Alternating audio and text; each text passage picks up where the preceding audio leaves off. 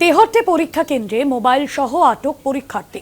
তেহট্টের বেতাই উচ্চ বিদ্যালয়ের ঘটনা। পরীক্ষা চলাকালীন যুবকের কাছ থেকে উদ্ধার করা হয়েছে মোবাইল ফোন। প্রধান শিক্ষক এবং পর্যবেক্ষকের অভিযোগের ভিত্তিতে গ্রেফতার করা হয় পরীক্ষার্থীকে।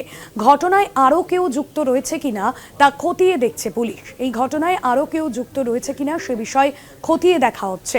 তেহট্টের পরীক্ষা কেন্দ্রে মোবাইল সহ আটক করা হয়েছে পরীক্ষার্থীকে। তেহট্টের বেতাই উচ্চ বিদ্যালয়ের ঘটনা। পরীক্ষা চলাকালীন মোবাইল সহ আটক করা হয়েছে পরীক্ষার্থীকে। সন্তু সাহা রয়েছেন আমাদের প্রতিনিধি ফোন লাইনে। সন্তু, কি জানা যাচ্ছে?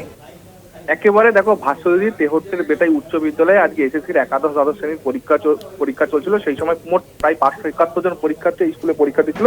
যেটা আমরা জানতে পারছি, পরীক্ষা দেওয়ার সময় কবির বিশ্বাস নামে এক যুবক, সে কিন্তু মোবাইল নিয়ে পরীক্ষার হলে ঢোকে এবং সে পরীক্ষা দিত। সেই সময় পর্যবেক্ষকরা তাকে ধরে এবং তাকে আটক করে রাখা হয়। পরবর্তীতে ঘটনাস্থলে পুলিশ এসে ওই যুবককে ইতিমধ্যে গ্রেফতার করা হয়েছে।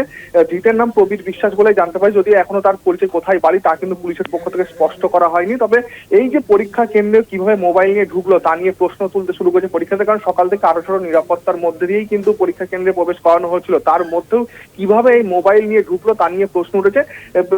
ক্ষোভ উগরে দিয়েছে পরীক্ষাতে। তারা যাচ্ছেন যে কিভাবে এই পরীক্ষা কেন্দ্রে এত নিরাপত্তা থাকা সত্ত্বেও কিভাবে ঢুকলো, আরো পরীক্ষার্থীরা এইভাবে ঢুকেছে কিনা।